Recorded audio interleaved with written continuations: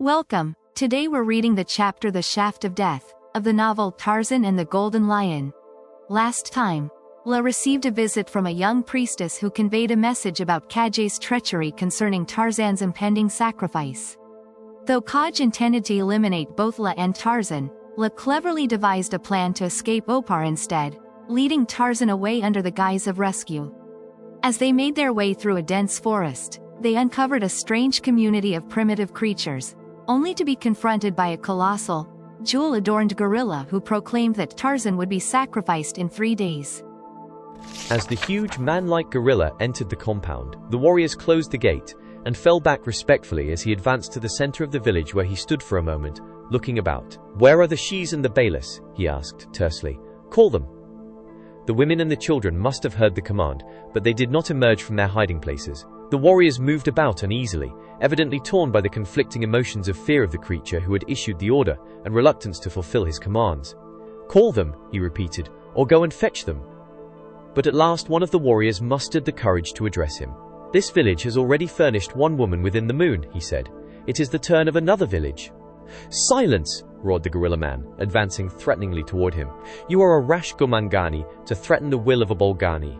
I speak with the voice of Numa, the emperor. Obey or die." Trembling, the black turned and called the women and children, but none responded to his summons. The Bolgani gestured impatiently. "Go and fetch them," he demanded, and the blacks, cringing, moved sullenly across the compound toward the hiding places of their women and children. Presently they returned, dragging them with them, by the arms sometimes, but usually by the hair. Although they had seemed loath to give them up, they showed no gentleness toward them, nor any indication of affection. Their attitude toward them, however, was presently explained to Tarzan by the next words of the warrior who had spoken previously. "Great Bolgani," he said, addressing the gorilla man, "if Numa takes always from this village, there will soon be not enough women for the warriors here, and there will be too few children, and in a little time there will be none of us left." "What of that?" growled the gorilla man. "There are already too many Gomangani in the world. For what other purpose were you created than to serve Numa, the emperor, and his chosen people, the Bolgani?" As he spoke, he was examining the women and children, pinching their flesh and pounding upon their chests and backs. Presently he returned to a comparatively young woman, straddling whose hip was a small child. "This one will do," he said, snatching the child from its mother and hurling it roughly across the compound, where it lay against the face of the palisade, moaning pitifully, and perchance broken and dying. The poor, stupid mother, apparently more beast than human, stood for a moment trembling in dumb anguish, and then she started to rush forward to her child. But the gorilla man seized her with one of his great hands and hurled her to the ground. Simultaneously there arose from the silent foliage above them the fierce and terrible scream of the challenging bull ape. In terror, the simple blacks cast affrighted glances upward, while the gorilla man raised his hideous face in snarling anger toward the author of the bestial cry. Swaying upon a leafy bough, they beheld such a creature as none of them had ever looked upon before. A white man, a Tarmangani, with hide as hairless as the body of Hista, the snake. In the instant that they looked, they saw the spear hand of the stranger drive forward, and the shaft, speeding with the swiftness of thought, bury itself in the breast of the Bolgani. With a single scream of rage and pain, the gorilla man crumbled to the earth, where he struggled spasmodically for a moment, and then lay still, in death. The ape-man held no great love for the Gomangani as a race, but inherent in his English brain and heart was the spirit of fair play, which prompted him to spontaneous espousal of the cause of the weak. On the other hand, Bolgani was his hereditary enemy. His first battle had been with Bolgani, and his first kill. The poor blacks were still standing in stupefied wonderment when he dropped from the tree to the ground among them. They stepped back in terror, and simultaneously they raised their spears menacingly against him. "I am a friend," he said. "I am Tarzan of the apes. Lower your spears." And then he turned and withdrew his own weapon from the carcass of Bolgani. "Who is this creature that may come into your village and slay your Balis and steal your Shis?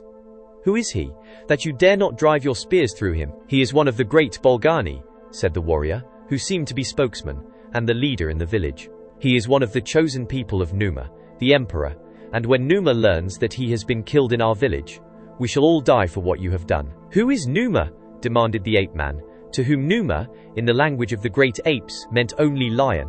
"Numa is the emperor," replied the black, "who lives with the Bolgani in the Palace of Diamonds." He did not express himself in just these words, for the meager language of the great apes, even though amplified by the higher intelligence and greater development of the Oparians, is still primitive in the extreme. What he had really said was more nearly Numa, the king of kings, who lives in the king's hut of glittering stones, which carried to the ape-man's mind the faithful impression of the fact. Numa, evidently, was the name adopted by the king of the Bolgani, and the title emperor indicated merely his preeminence among the chiefs. The instant that Bolgani had fallen, the bereaved mother rushed forward and gathered her injured infant into her arms. She squatted now against the palisade, cuddling it to her breast, and crooning softly to pacify its cries, which Tarzan suddenly discovered were more the result of fright than injury.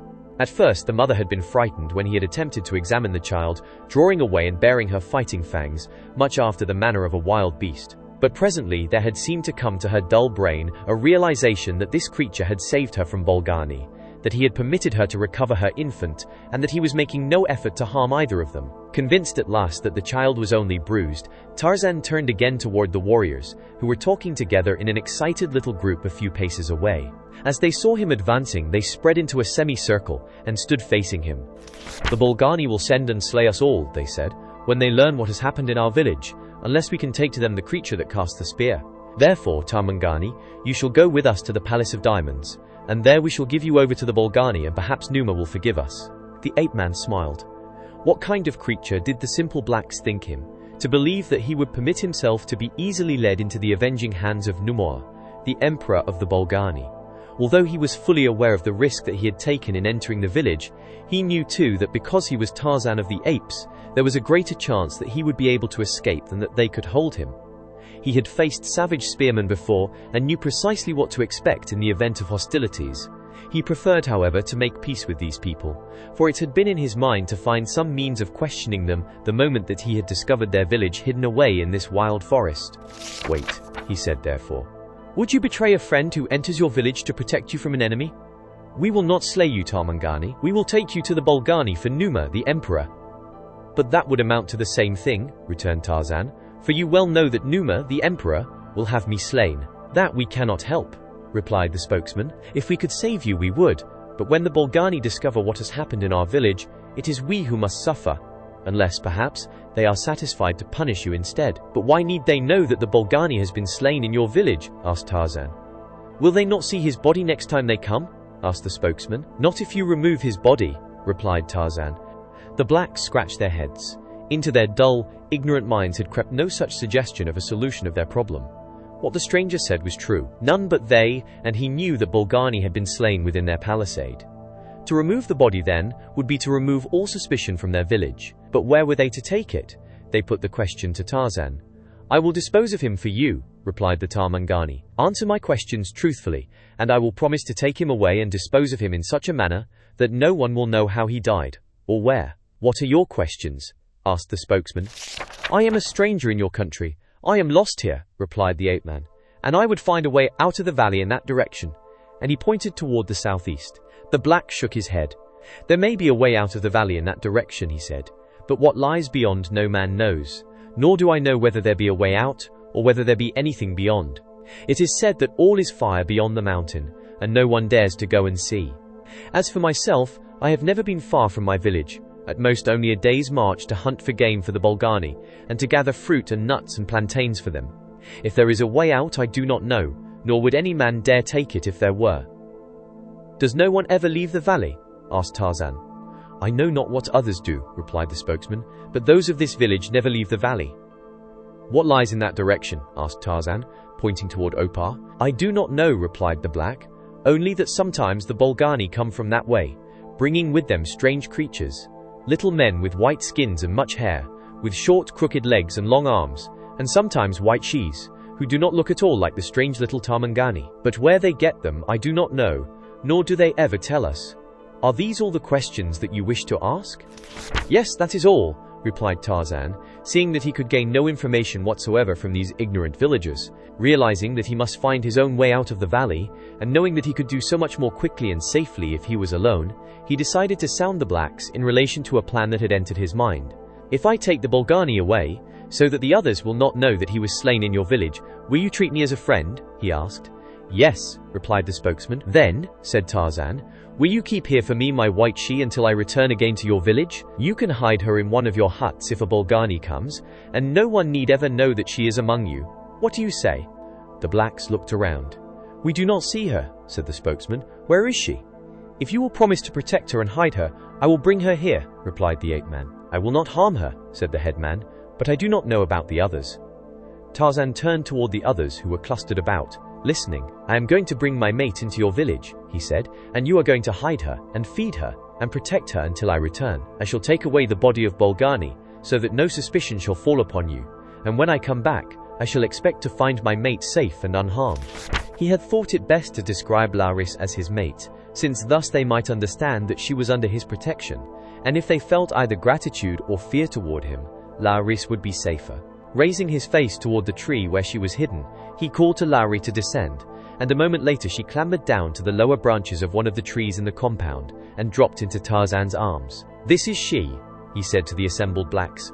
"Guard her well and hide her from the Bolgani. If, upon my return, I find that any harm has befallen her, I shall take word to the Bolgani that it was you who did this." And he pointed to the corpse of the gorilla man. La turned appealingly toward him, fear showing in her eyes. "You are not going to leave me here?" she asked.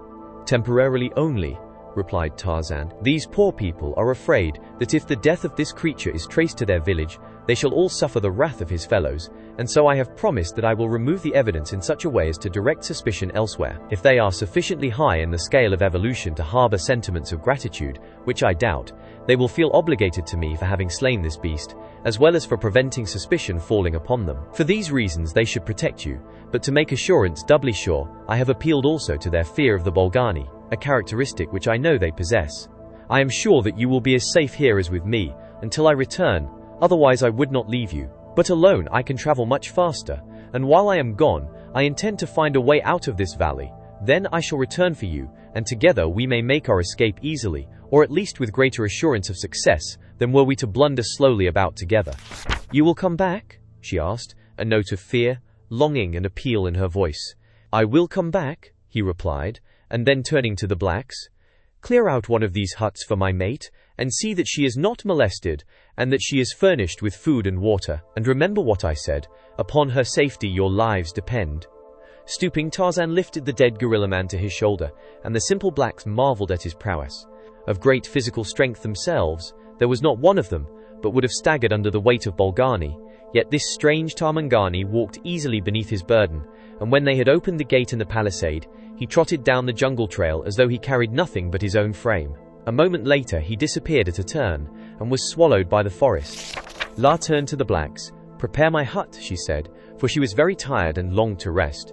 They eyed her askance and whispered among themselves. It was evident to her that there was a difference of opinion among them, and presently from snatches of conversation which she overheard, she realized that while some of the blacks were in favor of obeying Tarzan's injunctions implicitly, there were others who objected strenuously and who wished to rid their village of her, lest she be discovered there by the Bolgani, and the villagers be punished accordingly.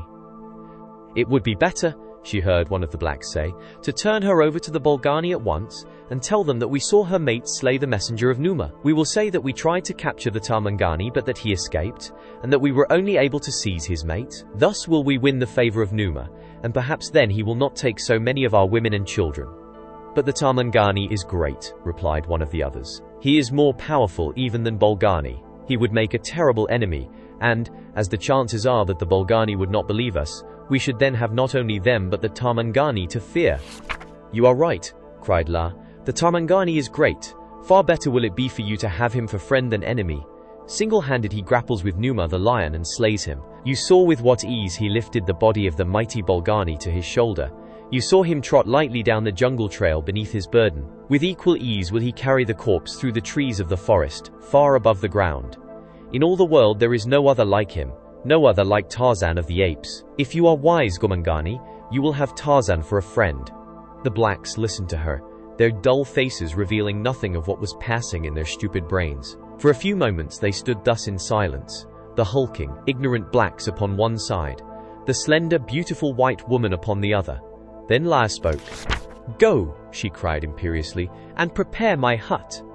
It was the high priestess of the flaming god, La, the queen of Opar, addressing slaves. Her regal mien, her commanding tones, wrought an instant change in the villagers, and La knew then that Tarzan was right in his assumption that they could be moved only through fear. For now they turned quickly, cowering like whipped dogs, and hastened to a nearby hut, which they quickly prepared for her, fetching fresh leaves and grasses for its floor, and fruit and nuts and plantains for her meal. When all was ready, Lal clambered up the rope and through the circular opening in the floor of the hanging hut, which she found large and airy, and now reasonably clean. She drew the rope up after her, and threw herself upon the soft bed they had prepared for her, and soon the gentle swaying of the swinging hut, the soft murmur of the leaves above her, the voices of the birds and insects combined with her own physical exhaustion to lull her into deep slumber. Did you enjoy today's chapter of Tarzan and the Golden Lion? Why not subscribe and ring the bell?